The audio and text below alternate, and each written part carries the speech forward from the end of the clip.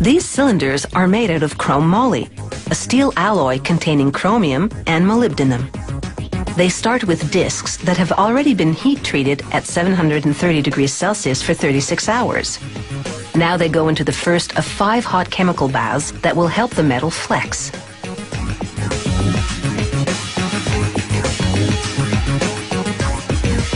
After a quick drying period, each disc moves over a die. This process is known as deep drawing because a series of machines will gradually draw out the disc to the shape of a cylinder. A mandrel press begins stretching the metal, applying up to 800 tons of force, the weight of 2 fully loaded jumbo jets. Shaping the cylinder from just one piece of metal means it'll be seamless, and that's a key safety feature.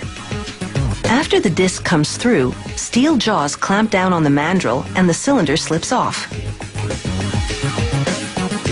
Now another press stretches it even more. This machine applies 250 tons of force to continue forming the walls of the cylinder. That liquid is a coolant to prevent overheating. The cylinder goes through as many as 3 presses, each one stretching it another 60%. This press forms the closed bottom end into a concave shape. That reinforces the base, helping the cylinder withstand up to 1,000 times more pressure than a can of cooking spray.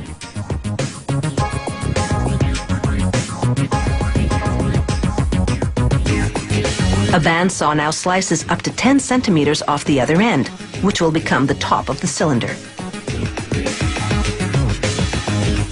Next, a torch heats that end to 982 degrees Celsius for 90 seconds. In a process called hot spinning, a worker then places the cylinder in a device that spins it at 1,000 RPM. As the torch maintains the temperature, the machine shapes the edges of the searing hot metal into a curve. In this way, the machine gradually closes off the top end and shapes 2 rounded areas called the shoulder and neck. Making these areas curved is the best way to contain pressurized gases. Curves spread out the stress on the metal. A sharp corner would focus the stress in one spot. The only exit for gases will be through a valve at the top.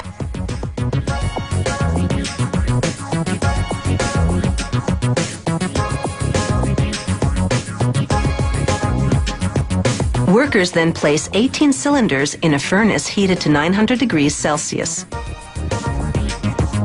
After 90 minutes, a machine then dunks them in a chemical bath to cool for 6 minutes. The cylinders are then reheated to 650 degrees Celsius for 90 minutes, then left to cool for 2 hours. These transitions between hot and cold, a process called tempering, strengthen the metal and make it somewhat flexible.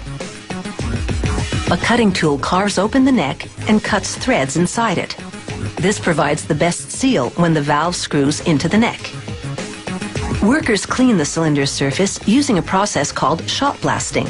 A machine shoots these tiny steel pellets at the cylinders at very high speed.